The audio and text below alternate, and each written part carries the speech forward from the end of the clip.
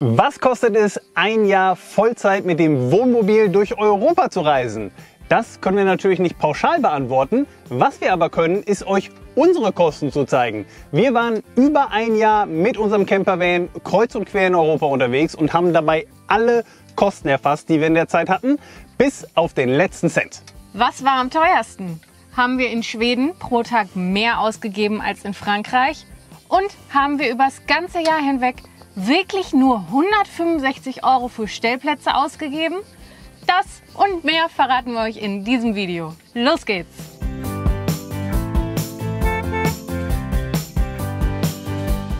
Und damit hallo und herzlich willkommen zu einem neuen Video von uns. Wir sind Tina und Dirk von Let's Get Otter hier und wer uns schon etwas länger verfolgt, der weiß, dass wir seit Oktober 2020 Vollzeit mit unserem Van durch Europa reisen. Geplant hatten wir das nie. Eigentlich wollten wir 2019, 2020 mit unserem Van eine 13-monatige Tour durch Asien machen. Von Deutschland über die alte Seidenstraße bis nach Südostasien, komplett über Land. Und von dort aus über China und die Mongolei zurück bis nach Deutschland. Den Hinweg haben wir auch geschafft, aber dann hat uns Corona ausgebremst und nach einem halben Jahr Lockdown in Thailand haben wir dann im Herbst 2020 unseren Van von Thailand aus zurück nach Hamburg verschifft. Und da wir dann sowohl noch Lust als auch ein bisschen Erspartes übrig hatten, haben wir unsere Reise dann einfach in Europa fortgeführt. Warum wir noch Erspartes übrig hatten und wie viel Geld wir in einem Jahr Weltreise von Deutschland bis nach Thailand ausgegeben haben, darüber haben wir damals bereits ein Video gemacht. Das verlinken wir euch bei Interesse auch irgendwo hier oben oder unten auch in der Videobeschreibung. Genauso wie ein Link zu unserer Website, auf der ihr euch all die Übersichten, die wir jetzt gleich hier im Video zeigen, nochmal ganz in Ruhe anschauen könnt, wenn ihr wollt. Es scheint noch immer ein bisschen ungewöhnlich zu sein, offen über Geld und seine Ausgaben zu sprechen. Gerade in Deutschland hält man sich da ja aus welchen Gründen auch immer häufig sehr bedeckt. Wir finden aber, dass Transparenz einen so großen Mehrwert hat. Wir wissen selbst, wie hilfreich es sein kann, Anhaltspunkte für die Finanzplanung von langen Reisen zu haben und vor allem, wie wichtig solche Überlegungen sind, gerade wenn man darauf angewiesen ist, wirklich auf sein Geld zu schauen. Wenn wir durch unsere Offenheit dem einen oder anderen also einen Anhaltspunkt geben können, freut uns das sehr und daher sind wir gerne bereit, völlig offen über unsere Ausgaben zu sprechen. Bevor wir jetzt gleich ganz konkret einsteigen, noch 3 ganz kurze Hinweise. Zuallererst ein Blick auf die Karte bzw. auf die Route, die wir in den 12 Monaten on the road gefahren sind. Die hier ist jetzt nur ganz grob zur Übersicht, damit ihr sehen könnt, in welchen Ländern wir waren. Wir haben unsere ganze Route, also die GPS-Daten, aber auch ganz detailliert mit der App Polar Steps aufgezeichnet, wenn ihr euch ganz konkret anschauen wollt, wo wir so waren. Dann eine Erläuterung zur Reisedauer. Wir sprechen in diesem Video über ein Jahr, über 12 Monate.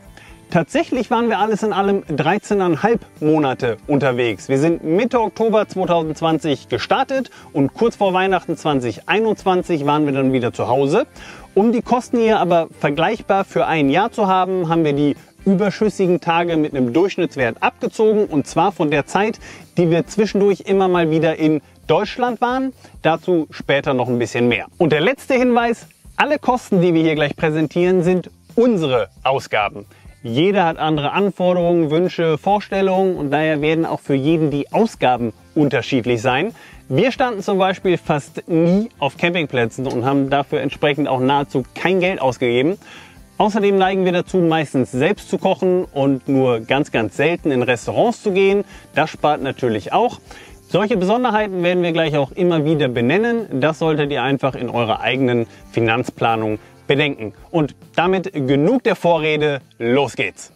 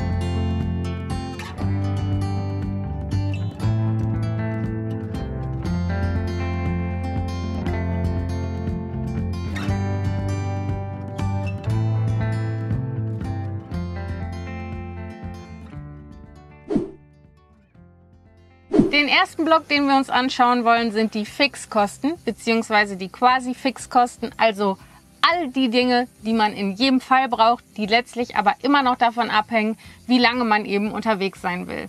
Die Zahlen, die wir euch jetzt hier gleich zeigen, sind unsere Ausgaben für ein komplettes Jahr und sie gelten immer für uns beide zusammen. Die erste Position: Versicherung. Man braucht natürlich eine Krankenversicherung. Das ist nicht die typische Auslandsreisekrankenversicherung, die man für ein paar Euro im Jahr abschließen kann, denn solche Versicherungen sind in der Regel auf klassische Urlaubsreisen ausgelegt und haben nur einen sehr begrenzten Abdeckungszeitraum. Und sowieso kann man die nur abschließen, wenn man weiterhin in Deutschland gemeldet und da krankenversichert ist. Das sind wir allerdings nicht. Wir haben uns schon vor unserer Asienreise aus Deutschland abgemeldet, vor allem auch, um aus der Versicherungspflicht rauszukommen. Denn auch wenn eine solche Langzeit-Auslandsreise-Krankenversicherung eine Stange Geld verschlingt, ist das noch immer nur ein Bruchteil einer klassischen Krankenversicherung in Deutschland und sie sind eben auf Langzeitaufenthalte ausgelegt. Das erste Jahr unserer Reise waren wir bei der Allianz versichert, inzwischen bei Dr. Walter. Da zahlen wir 48,30 Euro pro Person pro Monat, was leider ein bisschen mehr ist als noch bei der Allianz. Und das addiert sich eben zu den 1.159,20 Euro hier oben auf. Dazu haben wir jeder eine Privathaftpflichtversicherung. Die hatten wir sowieso und haben sie einfach bestehen lassen, einfach für den Fall der Fälle. Dann braucht man natürlich auch eine Versicherung für den Camper, eine Kfz-Haftpflicht- und Kaskoversicherung. Wir haben sogar eine Vollkaskoversicherung, weil wir eben mit einem immer noch recht neuen Camper unterwegs sind. Da macht das in aller Regel Sinn. Versichert sind wir über Jan & Partner bei der Nürnberger Versicherung. Da sind wir, weil die einen Tarif haben, bei dem man auf Wunsch auch alle asiatischen Länder mit absichern kann. Ich glaube sogar auch ein paar nordafrikanische Länder. Und Asien war für uns eben wichtig, als wir da unterwegs waren. Das hat uns damals einen Aufschlag von 50% gekostet. Seitdem wir nur noch in Europa unterwegs sind, ist der wieder weggefallen und damit ist es jetzt auch nicht mehr die teuerste Einzelposition bei den Fixkosten, sondern nur noch die zweitteuerste. Kfz-Steuern sind natürlich auch angefallen, die haben mit 230 Euro zu Buche geschlagen. Auch schon hier mit aufgenommen haben wir die Kosten für die Dichtigkeitsprüfung und die Inspektion bzw. die TÜV-Abnahme, die im letzten Jahr anstand. Das hätte man theoretisch auch in die variablen Kosten packen können, aber wir haben uns gesagt, beide Termine sind quasi Pflicht und wir wussten schon vorher, dass sie eben beide kommen würden. Daher hier. Dann der ganze untere Block. Das sind im Grunde alles laufende Verträge, aus denen man nicht rauskommt oder aus denen wir nicht raus wollten. In unserem Fall sind das so Sachen wie Spotify, Netflix, Cloud-Speicherplatz, aber auch unsere heimischen Mobilfunkverträge oder die Kosten für die Kontoführung zu Hause. Das haben wir hier alles aufgenommen. Extra für unsere Tour durch Europa haben wir übrigens auch unsere ADAC-Mitgliedschaft geupgradet vom normalen Tarif hin zur ADAC Plus Mitgliedschaft. Das haben wir zwar zum Glück noch nicht gebraucht, aber wir würden das trotzdem auf jeden Fall empfehlen. Und die letzten beiden Positionen sind ein kleines bisschen speziell. Einerseits ein Abo für Epidemic Sound, das wir seit Juli letzten Jahres haben, einfach um etwas mehr Musikauswahl für unsere Videos zu haben, als es die kostenlose YouTube Library anbietet. Andererseits unsere Website, die haben wir schon seit Anbeginn unserer Reise. Vor allem zu unserer Tour durch Asien haben wir da schon sehr ausführliche Reiseberichte veröffentlicht. Und auch jetzt gibt es da immer mal wieder Content zusätzlich zu unseren Videos auf YouTube. Schaut also gerne mal vorbei, wenn ihr mögt. Und die 77,78 Euro sind eben die Jahresgebühr dafür. All die Kosten hier zusammengenommen sind es 4.164,07 Euro für ein Jahr. Ihr seht, dass wir hier keine Kosten für Miete oder ähnliches aufgeführt haben. Wir haben unsere gemeinsame Wohnung aufgelöst, viele Dinge verkauft und das, was noch übrig war, bei unseren Eltern eingelagert. Das spart natürlich ganz erheblich und hat nebenbei den Vorteil, im Vergleich zu der Möglichkeit, eine Wohnung eventuell unterzuvermieten, dass man einfach flexibler ist, wenn man seinen Trip zum Beispiel kurzfristig verlängern will. Es soll ja Leute geben, die das machen wollen. Was wir hier übrigens auch nicht mit aufgenommen haben, und das erwähnen wir kurz, da das viele bei unserem letzten Kostenvideo angemerkt hatten, sind die Kosten für unseren Camper. Klar, man braucht ein Wohnmobil, wenn man damit ein Jahr lang durch Europa fahren will. Genauso braucht man Kleidung, Campingausstattung, vielleicht Kameras, Zahnbürsten und was weiß ich noch. Das darf man nicht vergessen, aber das ist eben auch sehr individuell und vor allem sind das keine Ausgaben, die man in dem Jahr on the road hat, sondern Dinge, die man sich in der Regel vorher angeschafft hat. Deswegen tauchen die Kosten dafür in unserer Zusammenstellung nicht auf.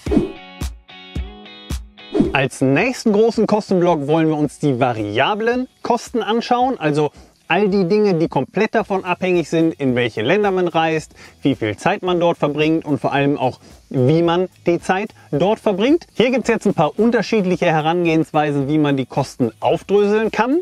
Fangen wir erstmal mit einer Erläuterung an, welche Kosten wir damit konkret meinen. Und das sind im Grunde alle Kosten, die wir gerade in den Fixkosten nicht genannt haben, also Sprit, Essen, Aktivitäten, Maut, Wäsche waschen und all die anderen Dinge, die hier in der Tabelle aufgeführt sind. Lasst uns auf einige Kategorien ein bisschen konkreter eingehen. Die Einkäufe in Supermärkten machen bei uns den Größenposten aus.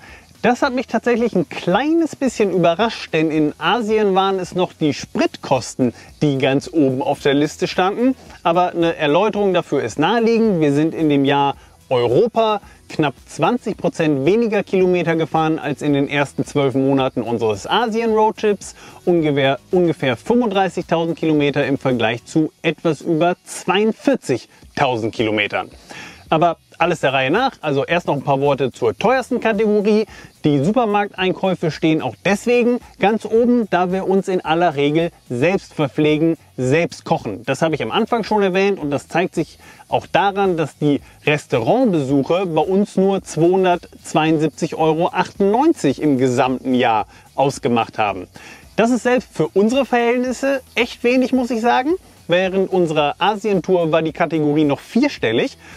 Ein Grund dafür könnte sein, dass wir im letzten Jahr hier in Europa deutlich weniger Zeit in größeren Städten verbracht haben, ja, vielmehr eher in der Natur unterwegs waren, denn gerade bei Aufenthalten in Städten bietet es sich ja an, essen zu gehen. Wenn man aber irgendwo in Griechenland an einem abgelegenen Strand ohne Infrastruktur steht eben schon zwangsläufig Selbstkochen auf dem Programm. In der Position Wohnmobilausstattung sind also Dinge drin, die wir in dem Jahr an neuem Equipment für unseren Camper angeschafft haben. Vor Schweden haben wir uns zum Beispiel einen Fernseher eingebaut, letztens eine Kaffeemaschine. Wir haben auch einen Max-Fan nachgerüstet, solche Sachen. Davon abgegrenzt haben wir die Autoinstandhaltung und Pflege. Wir hatten zum Glück keinerlei Probleme mit Unfällen oder irgendwelchen größeren Defekten. Aber wir mussten in Griechenland zum Beispiel ungeplant neue Bremsbeläge einbauen lassen, haben eine Seitenscheibe reparieren lassen, ich habe einen neuen Wasserhahn in der Küche ausgetauscht und ja, solcher Kleinkram, das steckt alles da drin. Und für Autoreparaturen sollte man unserer Meinung nach auch definitiv einen Puffer zur Seite legen, gerade weil man in der Zeit ja in seinem Wohnmobil lebt und darauf angewiesen ist. Drogerie ist, denke ich, selbsterklärend. Geschenke haben wir als eigene Kategorie aufgenommen, denn wenn man ein Jahr unterwegs ist, fällt ja zwangsläufig Weihnachten in diesen Zeitraum, fallen Geburtstage von Familie und Freunden in diesen Zeitraum. In unserem Fall waren wir während unseres Deutschlandaufenthalts auch auf 2 Hochzeiten. Daher haben wir das dieses Mal als eigene Kategorie mit aufgenommen. Als nächstes Maut und Fähre. Eigentlich versuchen wir, wann immer es geht, auf mautfreien Straßen unterwegs zu sein. Da sieht man einfach mehr und wir hatten ja Zeit. Trotzdem gab es hier und da Situationen, in denen wir nicht drum herum gekommen sind. Die beiden großen Brücken zwischen Dänemark und Schweden zum Beispiel, die alleine haben knapp 90 € gekostet. Auf dem Rückweg haben wir die Fähre genommen, die mit 97 € nur minimal teurer war. Auf dem langen Weg nach Griechenland und zurück sind wir auch einige Male über Mautstraßen gefahren.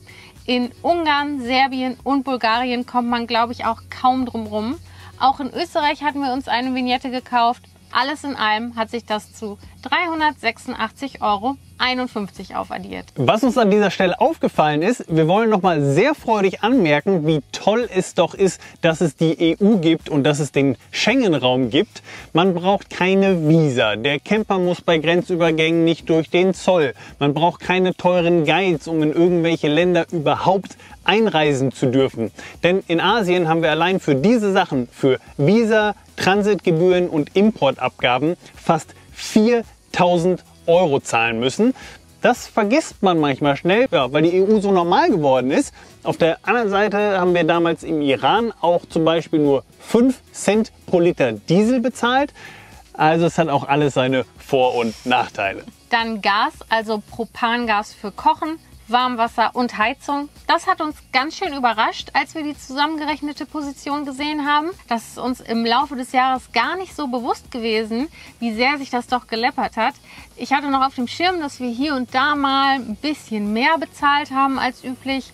Ganz am Anfang haben wir in Italien mal unsere deutsche Gasflasche in einem Campingladen am Gardasee getauscht und mussten dafür ein bisschen mehr hinblättern, weil wir auf die Schnelle keine Alternative gefunden haben. Ab da hatten wir aber immer unsere beiden Adaptersets dabei, um die Flaschen möglichst überall auffüllen lassen zu können, beziehungsweise in Frankreich dann auch lokale Flaschen anschließen zu können. Trotzdem hat sich das alles in allem ganz schön aufaddiert, wobei in den 305,91 € hier auch noch der Kauf von einem Adapterset und von einem Gasregler drin sind, der uns im Dezember in Frankreich kaputt gegangen ist. Aktivitäten, das sind so Sachen wie die Fahrt mit einem Sessellift in einem Nationalpark in Schweden, der Eintritt in den oberen Bereich des Mont Saint-Michel in Frankreich oder auch mal ein Kinobesuch in einem kurzen Moment, als Corona das zuließ.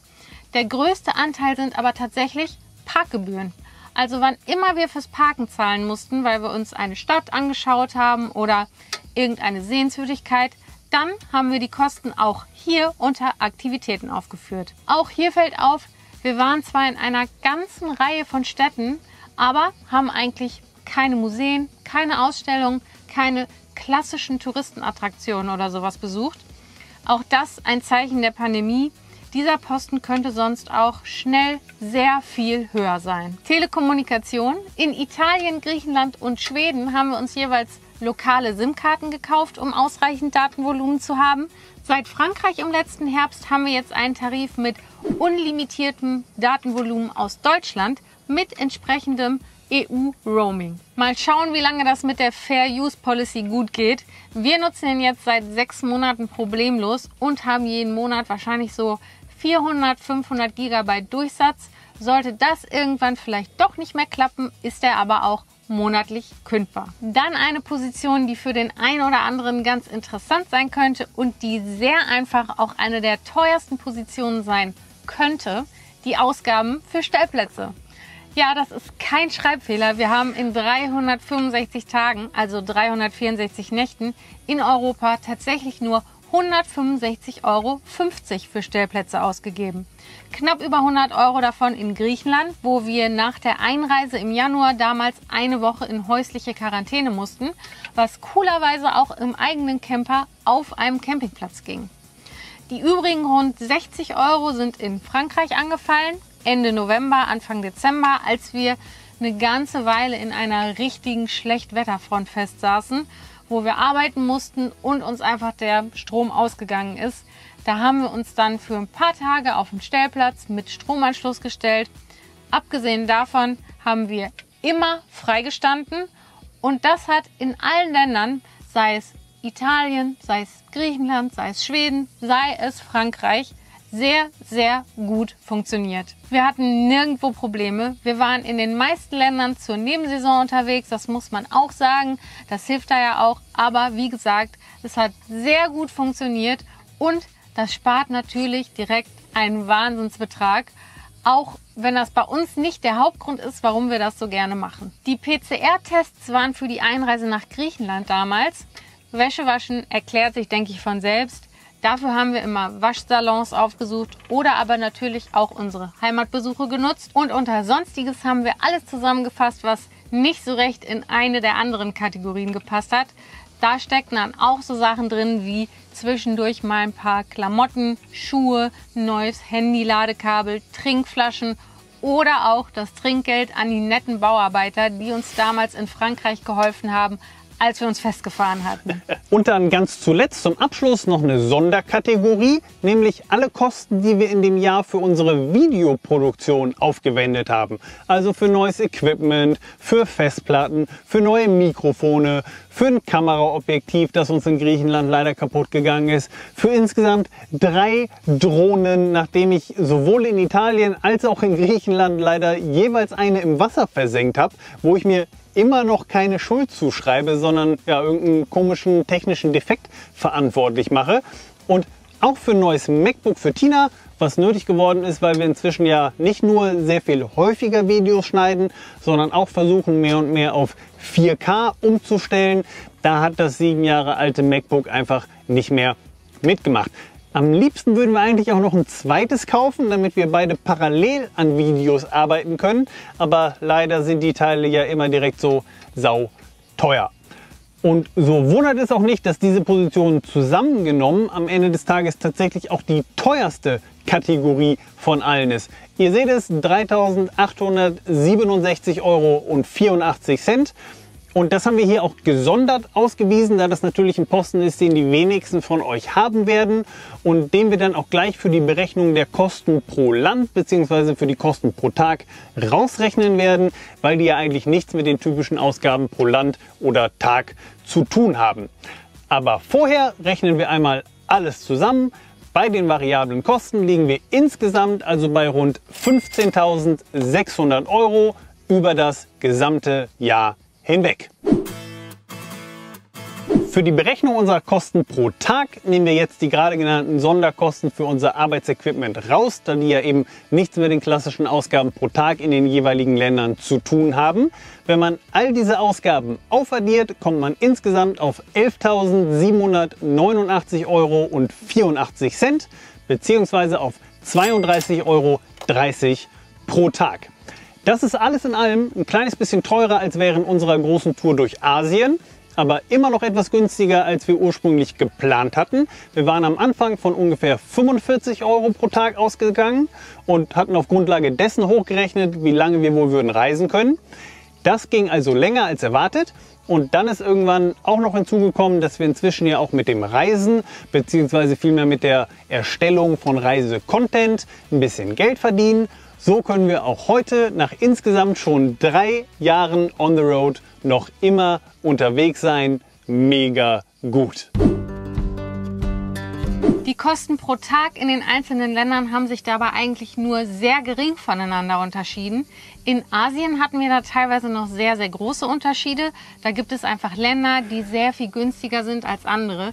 Im Iran haben wir damals zum Beispiel nur 9,72 Euro pro Tag ausgegeben und das, obwohl wir da 4.500 Kilometer durchs Land gefahren sind. Aber Diesel hat da eben auch nur 5 Cent pro Liter gekostet. Da geht sowas dann. In Europa gibt es solche extremen Ausreißer natürlich nicht, aber wir hätten eigentlich schon damit gerechnet, dass zum Beispiel Schweden ein ganzes Stück teurer sein würde als Griechenland. Aber das war nicht so. Die Kosten pro Tag sind über die einzelnen Länder hinweg eigentlich überraschend nah beieinander. Lasst uns einen kurzen Blick auf die einzelnen Länder werfen. Als erstes die Schweiz. Da waren wir nur 5 Tage. Das ist also nur sehr bedingt repräsentativ. Im Anschluss waren wir in Italien und zwar 52 Tage lang. In der Zeit sind wir ungefähr 5.200 Kilometer gefahren. Wir haben uns ein paar Städte angeguckt, waren zum Beispiel in Rom, was man in den Aktivitäten sieht, haben uns damals, wie gesagt, noch eine lokale SIM-Karte gekauft, haben verhältnismäßig teuer Gas getauscht, sind auf dem langen Rückweg von Süditalien nach Deutschland kurz vor Weihnachten ausnahmsweise auch über Mautstraßen gefahren. Sowas eben. Dann Griechenland, da waren wir am längsten, genau 100 Tage im Frühjahr. Vor Ort sind wir tatsächlich gar nicht so viele Kilometer gefahren, aber hier sind auch die lange Anfahrt von und nach Deutschland drin. Das sind ja alleine rund 4.500 Kilometer und das ist auch, wo die Mautgebühren angefallen sind.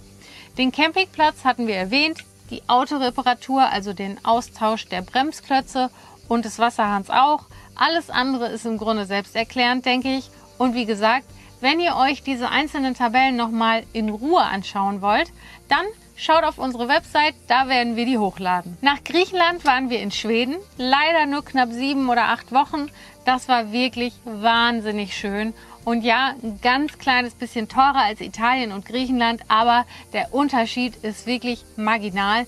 Wir haben schon einen Unterschied in den Preisen festgestellt, sowohl in den Supermärkten als auch an den Tankstellen. Aber auf der anderen Seite, auch in Schweden gibt es Lidl, da sind die Preise wirklich nicht viel höher als in Deutschland. Klar, ein paar Sachen schon. Alkohol ist ein bekanntes Beispiel, aber da haben wir weitestgehend darauf verzichtet. Und weil wir die meiste Zeit einfach draußen in der Natur unterwegs waren, in den vielen, vielen unfassbar schönen Nationalparks, hatten wir wahrscheinlich einfach gar keine Zeit, wirklich Geld auszugeben. Ja. Tatsächlich haben wir zum Beispiel auch Stockholm übersprungen, weil wir da vor ein paar Jahren schon mal waren. Das hätte die Kosten sonst sicher auch noch mal erhöht. Auf der anderen Seite sind wir alles in allem auch recht viele Kilometer gefahren. Einmal komplett hoch bis in den äußersten Norden und wieder zurück. Und dafür sind 29,51 € pro Tag echt kein schlechter Wert. Man muss sich also nicht abschrecken lassen von den vermeintlich hohen Kosten, finden wir. Dann nur ein ganz, ganz kurzer Blick auf Frankreich. Da gibt es kaum was wirklich Besonderes zu berichten, außer dass es wirklich super schön und überraschend abwechslungsreich war. Wir sind inzwischen große Fans von Frankreich und sind auch jetzt gerade wieder in Frankreich, wo wir dieses Video filmen. Und dann ganz zuletzt ein Blick auf Deutschland. Über die gesamte Zeit hinweg waren wir tatsächlich 68 Tage in Deutschland. Wie gesagt, wir waren zu 2 Hochzeiten eingeladen, auch zu einer Kommunion, wollten über Weihnachten zu Hause sein. Alles Termine, die wir nicht verpassen wollten, vor allem, weil wir das Jahr davor ja schon nicht zu Hause waren. Zusätzlich hatten wir gerade im Winter damit zu kämpfen, dass wir eigentlich nach Spanien wollten, das aber zu der Zeit wegen Corona nicht sinnvoll ging. Da haben wir dann versucht, ein kleines bisschen das auszusitzen, bevor wir dann irgendwann doch auf Griechenland umgeschwenkt haben. So sind es letztlich eben ganze 68 Tage zusammengekommen und unsere Zeit in Deutschland waren letztlich auch die teuersten Tage. Das liegt vor allem daran, dass es natürlich immer in Deutschland war, wo wir neue Dinge in unseren Camper eingebaut haben, wo wir Dinge auch mal online bestellen konnten, wo wir die meisten Geschenke gekauft haben und wo wir den PCR-Test haben machen lassen und all solche Sachen. Und so ist Deutschland mit 52,96 € eben ein bisschen ein Ausreißer nach oben. So, wenn man all diese Kosten hier zusammenrechnet und mit den quasi Fixkosten vom Beginn addiert, dann kommt man insgesamt auf 19.821,75 €. Das ist der Betrag, den wir über das komplette letzte Jahr hinweg ausgegeben haben. Da ist wirklich alles drin. Und das ist natürlich der Wert für uns beide zusammen. Pro Person sind es also theoretisch nur knapp 9.900 € für ein ganzes Jahr oder eben 825,91 € pro Person pro Monat. All inclusive und inklusive Urlaub. Davon muss man in Deutschland auch erstmal leben können. Nicht unerwähnt lassen wollen wir dann ganz zuletzt noch, dass wir von vornherein immer mit einem Puffer geplant haben. Wir haben vor der Reise, schon vor der Asienreise, jeder 3.000 € zur Seite gelegt für Notfälle, für die Zeit nach der Rückkehr, also als Überbrückung, falls die Jobsuche länger dauern sollte oder sowas. Auch das ist etwas, das wir grundsätzlich definitiv empfehlen würden.